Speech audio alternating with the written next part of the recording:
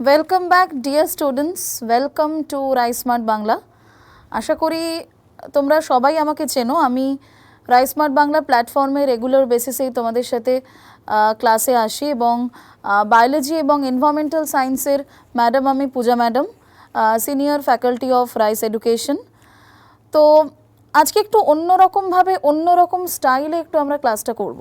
মানে এই ক্লাসটা ঠিক ট্র্যাডিশনাল যে আমরা প্রত্যেক সপ্তাহে ক্লাস করি, তোমাদের জন্য মিক্সড ব্যাগ এমসিকিউ আনি বা মিসলেনিয়াস টাইপ অফ কিছু কোয়েশ্চেন প্র্যাকটিস করি পরীক্ষার আগে, এক্সাম ওরিয়েন্টেড ক্লাস নিই, ঠিক আজকের ক্লাসটা সেরকম নয়। তো আজকের ক্লাসের একটা স্পেশাল অ্যাট্রাকশন হচ্ছে এরকম, দেখো আমরা যে সাবজেক্টটাকে নিয়ে চর্চা করি বা যে বিষয়টাকে নিয়ে তোমাদেরকে পড়াই বা তোমাদের সাথে চর্চায় আসি প্রত্যেক সপ্তাহে, সেই বিষয়টা হচ্ছে বায়োলজি এবং এনভায়রনমেন্টাল সায়েন্স।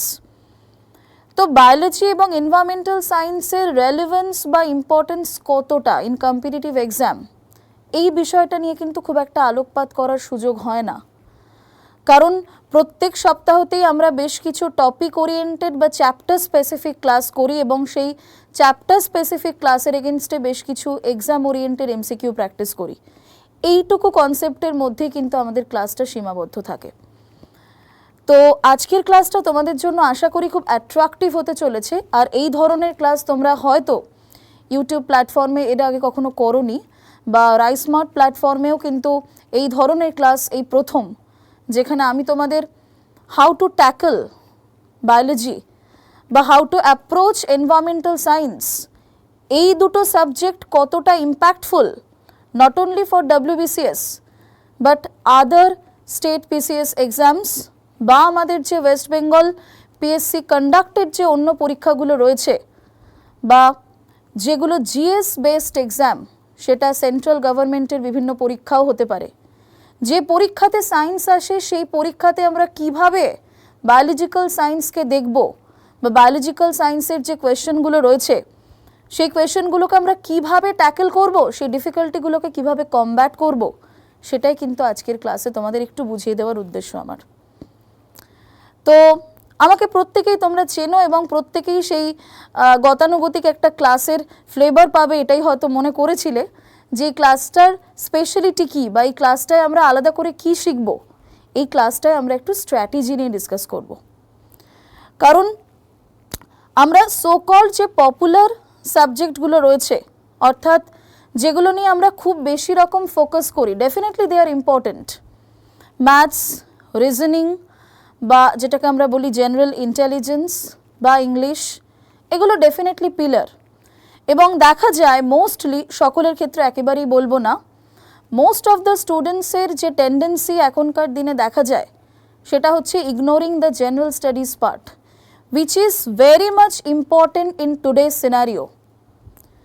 জেনারেল স্টাডিজকে যদি আমরা গুরুত্ব না দিই, GS পেপারকে যদি আমরা গুরুত্ব না দিই, প্রত্যেকটা subject history, geography, current affairs থেকে শুরু করে যদি আমরা সায়েন্সকে গুরুত্ব না দিই, তাহলে কিন্তু পরীক্ষার কাট অফ ক্লিয়ার করা ইজ দ্যাট মাচ ডিফিকাল্ট বলাটাও ভুল, কোথাও গিয়ে একটু কম এমফাসাইজ করা, it is impossible to qualify the exam without focusing on science subjects.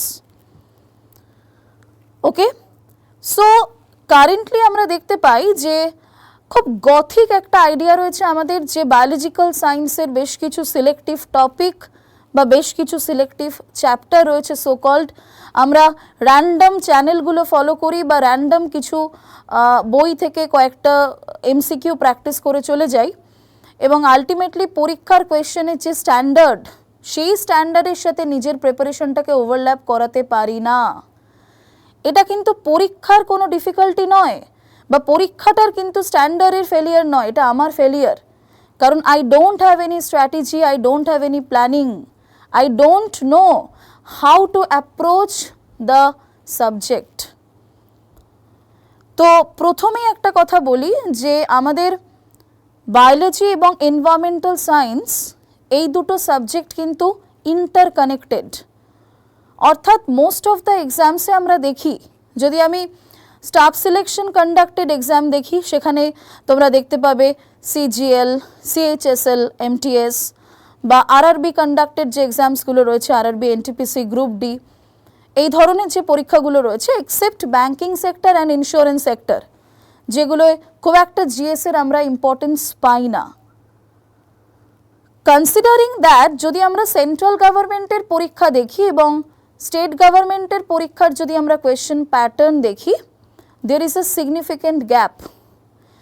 সেন্ট্রালের পরীক্ষার ডিফিকাল্টি লেভেল, কোয়েশ্চেনের ডিফিকাল্টি লেভেল, কোয়েশ্চেনের টাইপ বা ইম্পর্টেন্ট চ্যাপ্টার বা ইম্পর্টেন্ট এরিয়া, এগুলো কিন্তু একটু আলাদা। আবার স্টেট গভর্নমেন্টের পরীক্ষা, যেটাকে আমরা সো কল্ড মাদার এক্সাম বলি, ওয়েস্ট বেঙ্গল সিভিল সার্ভিস, সেখানে প্রিলিমস এবং মেন্সে আমরা যে ধরনের কোয়েশ্চেন স্ট্যান্ডার্ড দেখতে পাই সেটা কিন্তু আবার আলাদা। সো আমি এটা একেবারেই বলবো না যে আমাদের প্রত্যেকটা এক্সামের জন্য বায়োলজির ক্ষেত্রে ডিফারেন্ট অ্যাপ্রোচ নিতে হবে। That is absolutely not possible for us, কারণ we have lot of subjects to deal, প্রচুর সাবজেক্ট রয়েছে। আমরা তো সারাদিন সায়েন্স পড়বো না বা বায়োলজি ইভিএসও পড়বো না।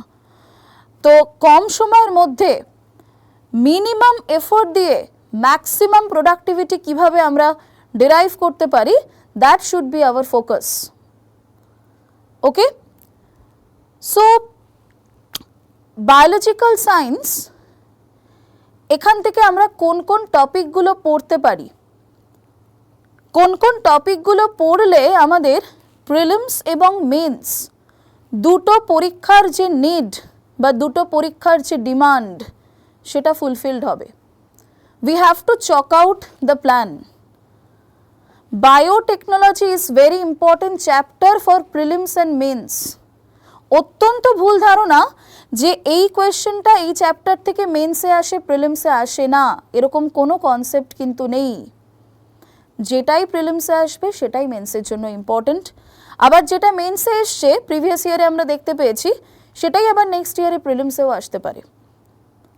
সো এই সাবজেক্টটা একটা ইন্ডিপেন্ডেন্ট সাবজেক্ট, একটা ইন্ডিপেন্ডেন্ট একটা মাইন্ডসেট তৈরি করতে হবে যে আমি সায়েন্সের মধ্যে বায়োলজিটাকে এইভাবে দেখব, এইভাবে তার কোয়েশ্চেন প্র্যাকটিস করব, এরকম কিছু স্পেসিফিক চ্যাপ্টার রিড করব, ম্যাক্সিমাম এফোর্ট দেব এমসিকিউ সলভ করার ক্ষেত্রে। But there is a but, we have to focus on the previous year questions. একটা কথা শুনে রাখো, আমি তোমাদের ডেফিনেটলি আজকের ক্লাসে কোন কোন চ্যাপ্টারগুলো আমরা পড়ব বায়োলজিক্যাল সায়েন্স থেকে বা কোন কোন চ্যাপ্টারগুলো আমরা ফোকাস করব এনভায়রনমেন্টাল সায়েন্স থেকে, আমি ম্যাক্সিমামটা কভার করার চেষ্টা করব। কিন্তু I am not a suitable person কি তোমাদের বলবো এই চ্যাপ্টারের বাইরে পিএসসি পরীক্ষায় কোয়েশ্চেন দেবে না বা এসএসসিতে এই চ্যাপ্টারের বাইরে কোয়েশ্চেন আসবে না, না, একেবারেই আমি এটা বলবো না। কম্পিটিটিভ এক্সামে কি কোয়েশ্চেন আসবে এটা প্রেডিক্ট করা ইজ অ্যাবসলিউটলি ইম্পসিবল। বাট যদি আমরা একটু প্রিভিয়াস ইয়ার কোয়েশ্চেন দেখি, প্রিভিয়াস ইয়ার কোয়েশ্চেন দেখে যদি আমরা চ্যাপ্টারগুলোকে স্পেসিফাই করতে পারি বা স্পেসিফিক কিছু চ্যাপ্টার বা টপিককে সিলেক্ট করতে পারি এবং সেই অ্যাপ্রোচে যদি আমরা স্টাডি করতে পারি, তাহলে that will be the ideal approach.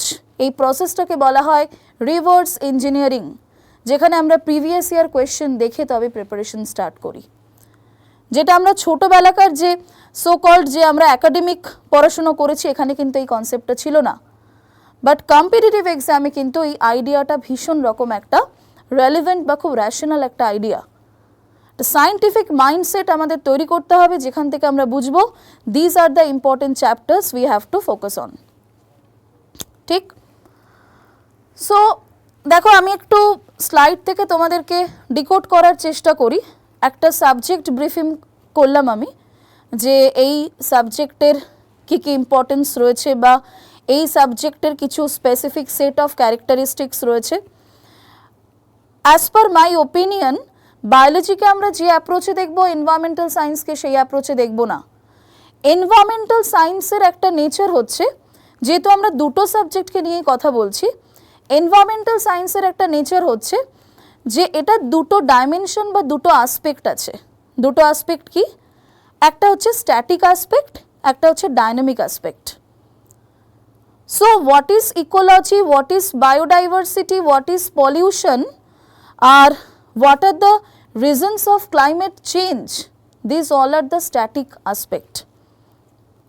কিন্তু আইপিসিসি রিসেন্টলি কত number climate assessment report publish করলো, বা অলিভ রিডলি টার্টল এর আইইউসিএন স্ট্যাটাস কি,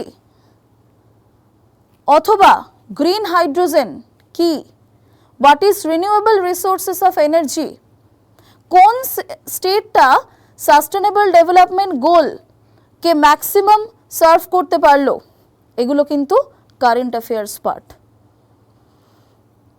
স্ট্যাটিক পার্টের সাথে ডাইনামিক পার্ট বা কারেন্ট অ্যাফেয়ার্সকে লিঙ্ক করা ইজ ভেরি ইম্পর্টেন্ট। তার মানেটা কি দাঁড়ালো?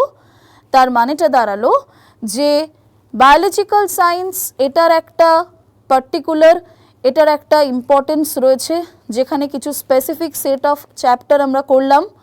আর এনভায়রনমেন্টাল সায়েন্সের জন্য কিন্তু আমাদের কিছু স্ট্যাটিক টপিক তো রেডি করতেই হবে, along with we have to focus on the current affairs part.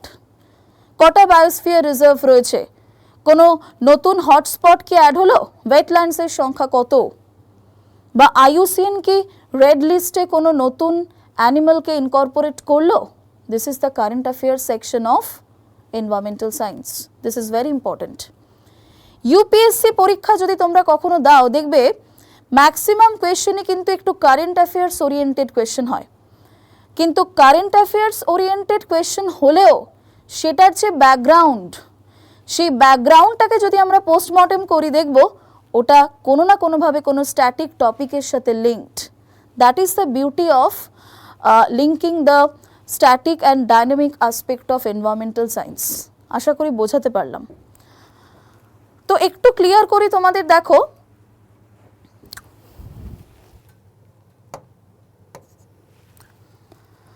what is the importance of biology and environmental science in different competitive exam?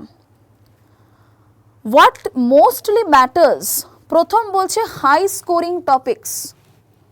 Definitely যদি আমরা ডাব্লিউবিসিএস মেন্সের রেসপেক্টে দেখি, মেন্সের পেপার 4টা হচ্ছে সায়েন্স পেপার। আমরা জানি সায়েন্সের সাথে অন্যান্য আরও অনেক সাবজেক্টসও রয়েছে। তার মধ্যে ম্যাক্সিমাম নাম্বার অফ কোয়েশ্চেন্স আমরা আসতে দেখি from the environmental science. Let's say 200-র মধ্যে হয়তো 40 to 45 কোয়েশ্চেন্সই আসে from the EVS. So EVS এর কোয়েশ্চেনগুলোর যে প্রেডিকশন, দেখা যায় যে ম্যাক্সিমামটাই কিন্তু খুব প্রেডিক্টেবল এরিয়া থেকেই কোয়েশ্চেন আসে। লেটস সে আমি কয়েকটা ইম্পর্টেন্ট টপিক বলছি, এনভায়রনমেন্টাল সায়েন্সের কয়েকটা ইম্পর্টেন্ট টপিক আমি তোমাদেরকে বলছি। ইকোলজি অ্যান্ড ইকোসিস্টেম, এখান থেকে 2 to 3 কোয়েশ্চেন্স পরীক্ষায় মোস্টলি আসে। নেক্সট ওয়ান, পিএসসির সফট কর্নার হচ্ছে পলিউশন। পিএসসি বলা ভুল, অন্যান্য যে যত জিএস বেসড পরীক্ষা রয়েছে, সিএইচএসএল রয়েছে, এমটিএস রয়েছে, রেলওয়ে এক্সাম রয়েছে, pollution is very important. Air pollution, water pollution, soil pollution, noise pollution, thermal pollution, light pollution, plastic pollution, all forms of pollution are important. So next important chapter is pollution. এর মধ্যে সবথেকে important হচ্ছে air and water pollution.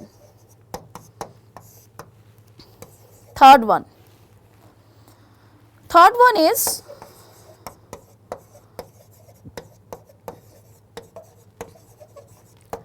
biodiversity and conservation.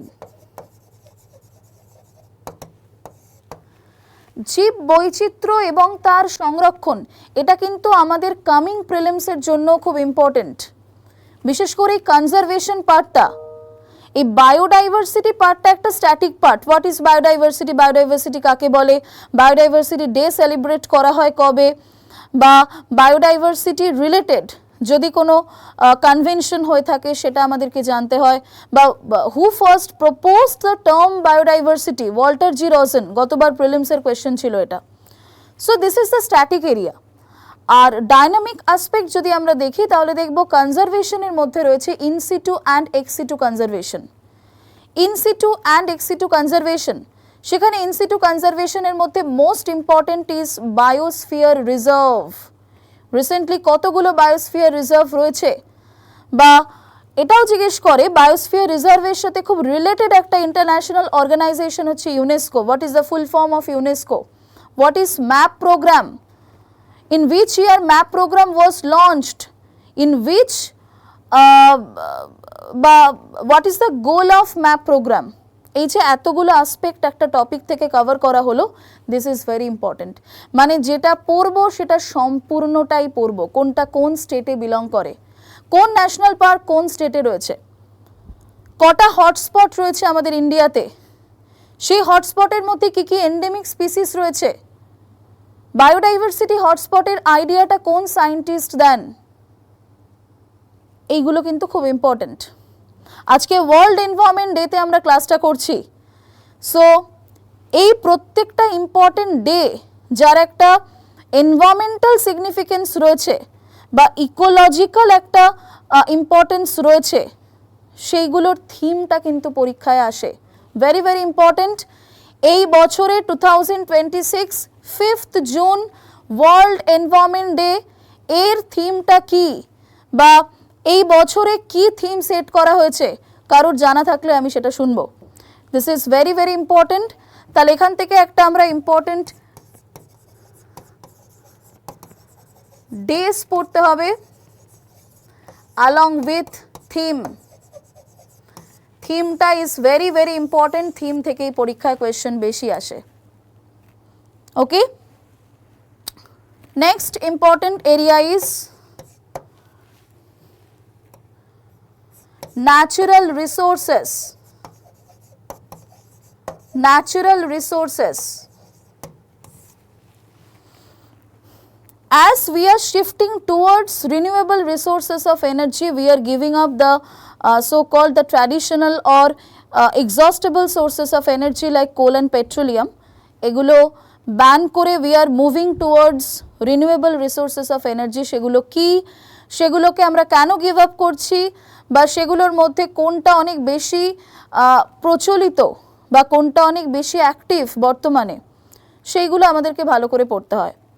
এবং বর্তমান crisis যদি আমরা দেখি, সেটা দেখব যে এই এনার্জি ক্রাইসিস বা রিসোর্স ডিগ্রেডেশন এটা ভীষণভাবে হচ্ছে।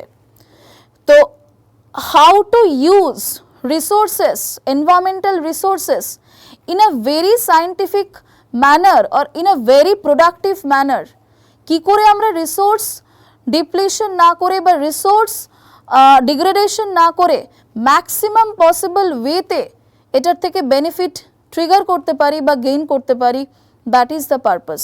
সো এই সেগমেন্টটা থেকেও কিন্তু পরীক্ষায় সিগনিফিকেন্ট নাম্বার অফ কোয়েশ্চেন এখন কিন্তু আমরা আসতে দেখছি। পরবর্তী ইম্পর্টেন্ট চ্যাপ্টার যদি বলি তাহলে আমরা দেখতে পাবো next important chapter is sustainable development. Sustainable development is very very important. Sustainable development goal থেকে পরীক্ষায় কোয়েশ্চেন আসে। How many sustainable development goals are there? What are the pillars of sustainable development goals?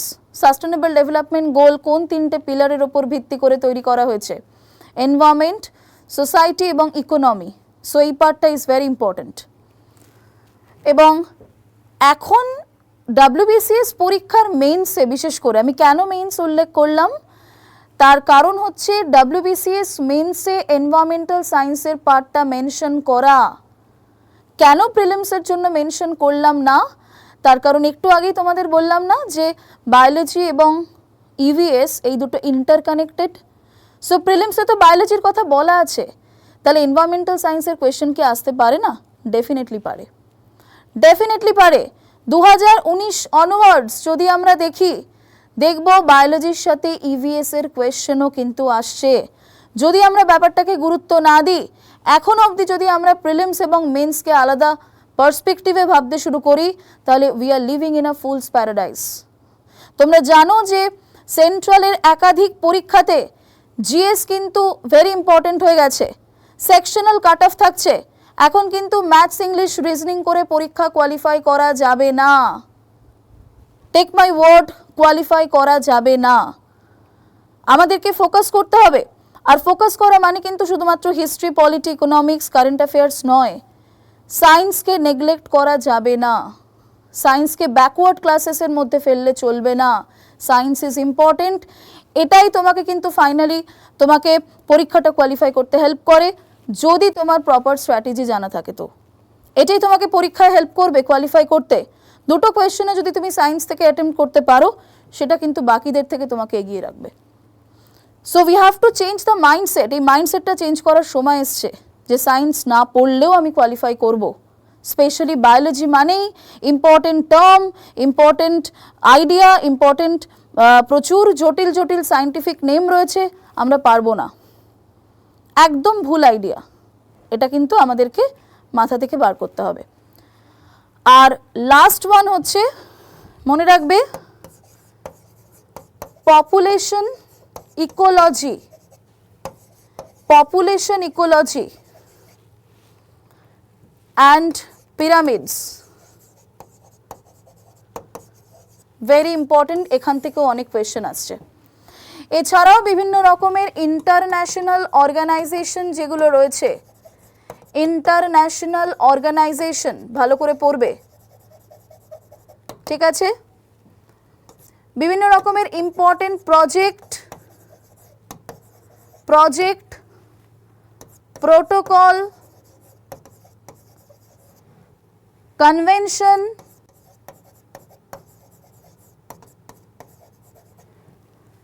summits,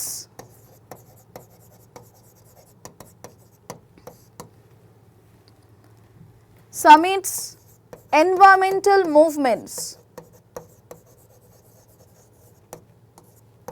Chipko movement, Chipko আন্দোলন, Appiko movement, Silent Valley movement, Amrita Devi Bishnoi movement, এগুলো কিন্তু খুব important, ঠিক আছে?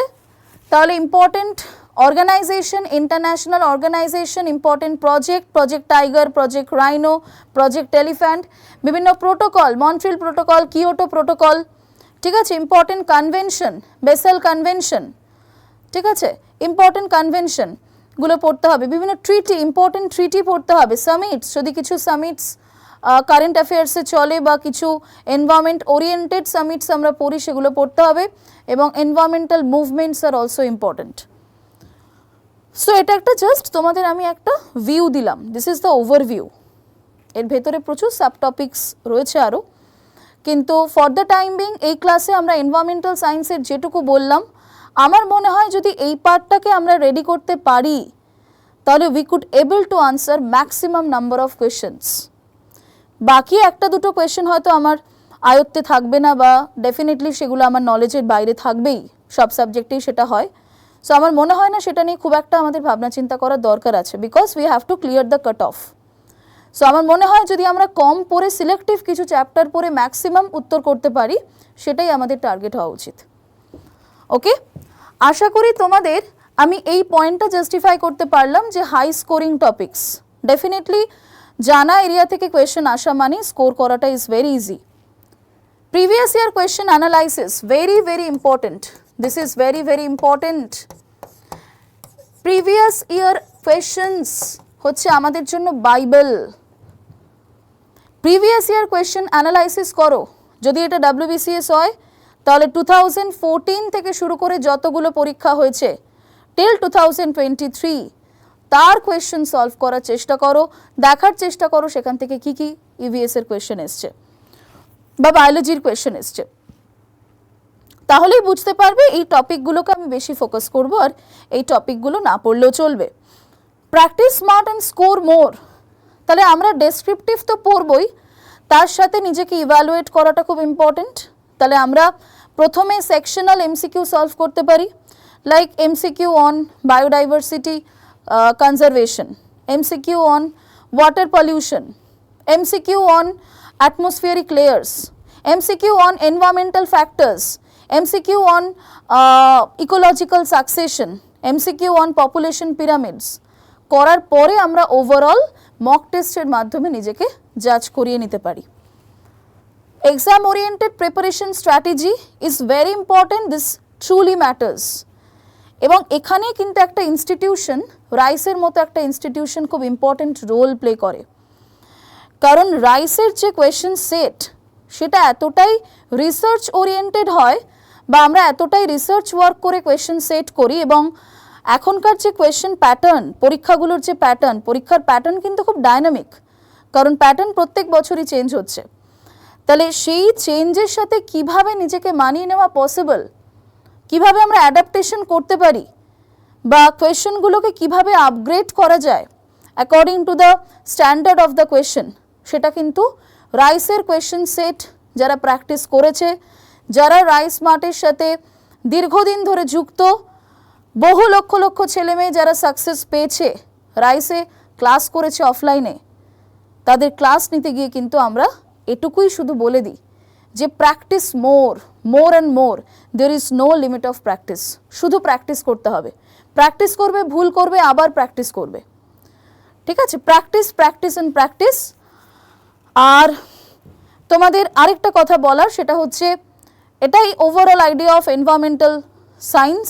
Biological সায়েন্সের ক্ষেত্রেও কম বেশি আইডিয়াটা সেম, তবে বায়োলজিক্যাল সায়েন্সের যে ভাস্টনেস বা যে এরিয়াটা অনেক বড়, অনেকটা ওয়াইড স্প্রেড। কেন কি তোমরা জানো যে বায়োলজিতে একটা অদ্ভুত ফিউশন কাজ করে। এখানে পিওর বায়োলজি বলে কিছু হয় না, এখানে বটনি রয়েছে, জুলজি রয়েছে, ফিজিওলজি রয়েছে, মাইক্রোবায়োলজি রয়েছে, এরকম প্রচুর কিন্তু ছোট ছোট সাব টপিকস আছে। তোমাদের নর্মালি এটা আমি বলতে শুনি ক্লাসে, তোমরা শেয়ার করো এটা ক্লাসে, যে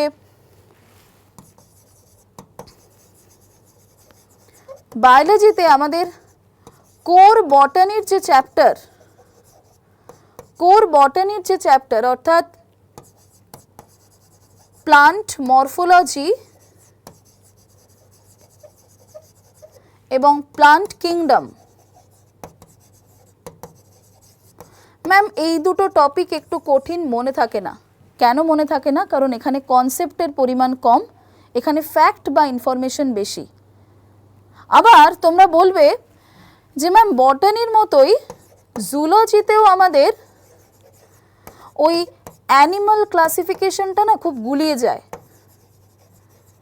অ্যানিমাল ক্লাসিফিকেশন মানে তোমরা পড়েছো ওই নন কর্ডেট আর কর্ডেট, নন কর্ডেটের বিভিন্ন ফাইলাম রয়েছে, Porifera, Cnidaria, ctenophora, Platyhelminthes, নিমাটোহেলমিনথিস, annelids, এগুলো। আর এদিকে অস্টিকথিস, কন্ডিকথিস, এরকম অনেক ভাগ রয়েছে, এগুলো গুলিয়ে যায়, কারণ এর এক্সাম্পলসগুলো এতটাই ডিফারেন্ট হয়, একটু গুলিয়ে যেতে পারে। তো দেখো পরীক্ষা তো সেটা বুঝবে না, তাই না? হয়তো এত কিছু পড়ার পরে হয়তো তোমাকে কোর বটানি বা কোর জুলজি থেকে একটাই কোয়েশ্চেন দেবে, কিন্তু তার জন্য হয়তো তোমাকে দুটো চ্যাপ্টার কভার করতে হবে। অ্যাপারেন্টলি এটা মনে হবে এটা একটা ড্রব্যাক, অবশ্যই একটা ড্রব্যাক মনে হবে, কিন্তু তোমাকে এটা কেউ বলবে না যে যতগুলো বায়োলজির কোয়েশ্চেন আছে তুমি সব কটা কোয়েশ্চেনই, যদি সাপোজ 10টা কোয়েশ্চেন থাকে, তুমি 10টাই একদম সাকসেসফুলি অ্যাটেম্প্ট করতে পারলে, এটা হবে না। তুমি 8টা অ্যাটেম্প্ট করো, উইদাউট এরার করো। আর সেন্ট্রালের পরীক্ষার ক্ষেত্রে কি হয়, যেহেতু বায়োলজির কোয়েশ্চেনের সংখ্যাটাই কম, সেই কারণে আমাদেরকে চেষ্টা করতে হবে উইথ অ্যাকিউরেসি যে কোয়েশ্চেনটা এসছে সেটাকেই অ্যাটেম্প্ট করার। কি করে করবে আমি বলবো। তো এটা তোমাদের ক্ষেত্রে বলতে পারি এটা একটুখানি ফ্যাকচুয়াল পার্ট বা ইনফরমেশন বেসড পার্ট, কিন্তু আমরা কোন চ্যাপ্টারগুলোকে ফোকাস করলে মোটামুটি সেন্ট্রালের যে পরীক্ষাগুলো রয়েছে, যেখানে সেকশনাল কাট অফ হয়ে গেছে, যেখানে আমাদের জিএস পার্টটাকেও আলাদা করে ফোকাস করতে হচ্ছে এখন, বা রিসেন্টলি খুব কামিং তোমার সানডেতেই WBCS প্রিলিমসও রয়েছে, বা এর পরবর্তীতেও বহু পরীক্ষা রয়েছে, স্টেটের বহু পরীক্ষা রয়েছে, পঞ্চায়েত এক্সাম হতে চলেছে, clerkship, ICDS supervisor, WBCS 2025, so on and so fourth, বহু পরীক্ষা রয়েছে আমাদের সামনে। সো সব পরীক্ষার ক্ষেত্রে কিন্তু একটাই অ্যাপ্রোচ, সেটা কি কোন কোন চ্যাপ্টারগুলোকে আমরা ফোকাস করলে ম্যাক্সিমাম এরিয়াটাকে কভার করতে পারি, তার একটা লিস্ট তোমাদেরকে বলে দিচ্ছি। ফার্স্ট চ্যাপ্টার হচ্ছে সেল অ্যান্ড সেল ডিভিশন, অর্থাৎ সেলের basic part, basic fundamental part of the cell, এবং সেল ডিভিশন কত রকমের হয় এই আইডিয়াটা রাখতে হবে। সেকেন্ড হচ্ছে genetics. Mendelian genetics is very important. এর মধ্যে এটা আলাদা করে পড়তে হয়। বেসিক জেনেটিক্স, সেখানে আমাদের ডিএনএ স্ট্রাকচার, সেন্ট্রাল ডগমা এবং মেন্ডেলিয়ান জেনেটিক্স এইগুলোকে ফোকাস করতে হয়। Third one is tissue. টিস্যুর মধ্যে most important is animal tissue, কলা, প্রাণী কলা। তারপর রয়েছে বোন মাসেল, মুভমেন্ট অ্যান্ড লোকোমোশন।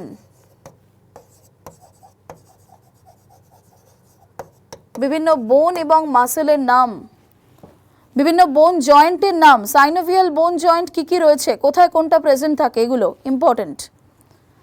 পরবর্তীতে আছে ব্লাড এবং সার্কুলেশন পার্টটা খুব ইম্পর্টেন্ট। আমাদের হিউম্যান বডিতে আমরা যে সার্কুলেশনটা দেখি that is dual or double circulation. Dual or double circulation means it involves systemic and pulmonary circulation, যেখানে হার্ট এবং লাংস উভয় ইনভলভড। তাহলে সেই ধরনের সার্কুলেশন কিভাবে হচ্ছে, কোন ব্লাড ভেসেলসগুলো সেখানে ইনভলভ রয়েছে, কি কি ভালভ প্রেজেন্ট রয়েছে, ঠিক আছে, এবং প্রত্যেকটা ভালভের নাম এবং তাদের যে ফাংশনস সেগুলো আমাদের খুব ভালো করে পড়তে হয়, ঠিক আছে। এক্সেপশনসগুলো খুব ভালো করে পড়তে হয়। এবং মায়োজেনিক হার্ট, নিউরোজেনিক হার্ট, এই যে ছোটো ছোটো কনসেপ্ট, এবং হার্ট রিলেটেড যে কমপ্লিকেশনসগুলো লাইক তোমার হতে পারে হয়তো মায়োকার্ডিয়াল ইনফ্রাকশন, তারপরে অ্যাঞ্জাইনা পেক্টোরিস, ঠিক আছে, ব্লু বেবি সিনড্রোম, এই ধরনের কিছু ডেক্সট্রোকার্ডিয়া, এই ধরনের হার্ট রিলেটেড কিছু কমপ্লিকেশনস আমাদেরকে পড়তে হয়, ঠিক আছে। তো এইগুলো গেল ইম্পর্টেন্ট। তারপরে আরেকটা most important chapter is endocrine system.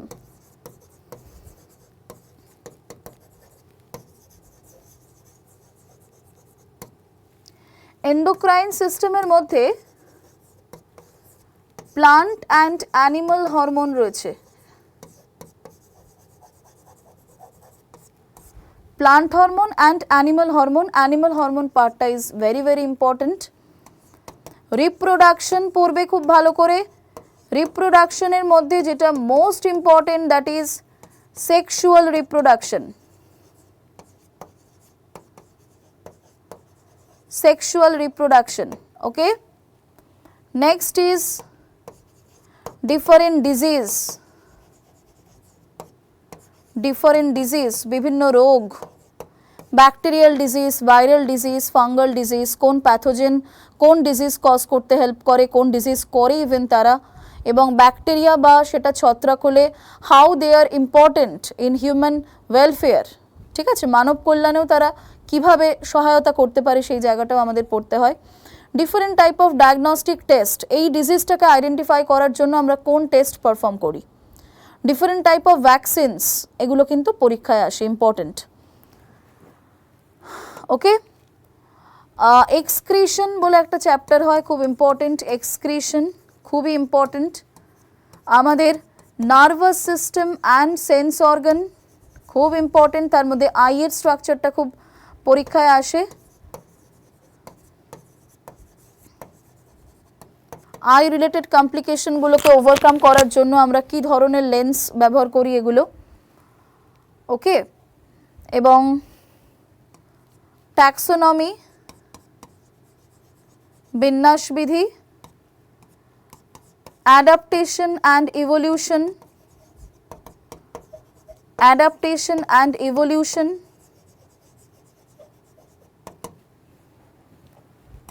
Biotechnology,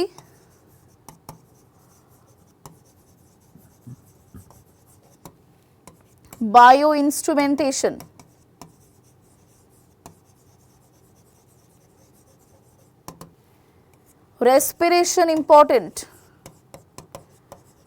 respiration important, photosynthesis খুব important,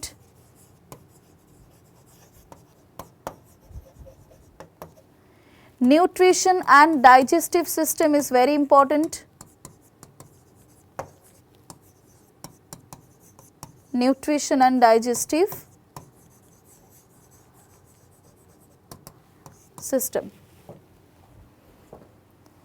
তো এটা একটা ওভারঅল আইডিয়া তোমাদেরকে দিয়ে দিলাম যে এইগুলো মোটামুটি যদি আমরা পরীক্ষায় কভার করতে পারি। এবার অনেকেরই মনে হতে পারে ম্যাম বায়োলজি থেকে আর কটা কোয়েশ্চেন আসে, সো এতগুলো চ্যাপ্টার কি পড়তে হবে? দেখো আমি তাদের উদ্দেশ্যে একটা কথাই বলি যে প্রত্যেকটা সাবজেক্টেরই তো একটা মেরিট আর একটা ডিমেরিট থাকতে পারে। ডিমেরিটস বলে কিছু হয় না, দিস ইজ ভেরি রিলেটিভ। যার বায়োলজি পড়তে খুব ভালো লাগে সে ডেফিনেটলি, বা বায়োলজি ব্যাকগ্রাউন্ডের যদি কেউ হয় তার ক্ষেত্রে এটা ডিমেরিট বলে মনেই হবে না। আবার যে আর্টস ব্যাকগ্রাউন্ডের স্টুডেন্ট হবে তার ক্ষেত্রে মনে হবে this is the crisis point. তো এই ব্যাপারটা খুব আপেক্ষিক, কিন্তু আমি একটা কথাই বলবো যে আফটার অল আমাদের এখানে চয়েসের জায়গা খুব একটা নেই।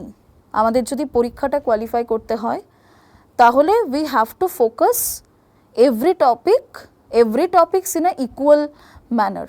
মানে একটা বৈষম্য বা ডিফারেন্সিয়েট করলে হবে না, তোমাকে এটা মেনে চলতে হবে যে হয়তো আমাদের WBCS প্রিলি পরীক্ষায় 7 থেকে 8টা কোয়েশ্চেন আসে বায়োলজির, বা SSCর পরীক্ষাগুলোতে ম্যাক্সিমাম 3 থেকে 4টে কোয়েশ্চেন আসে, কোনো কোনো বছর হয়তো আসেও না। কিন্তু বিষয়টা হচ্ছে যে সায়েন্সের ক্ষেত্রে বায়োলজির ডাইমেনশনটা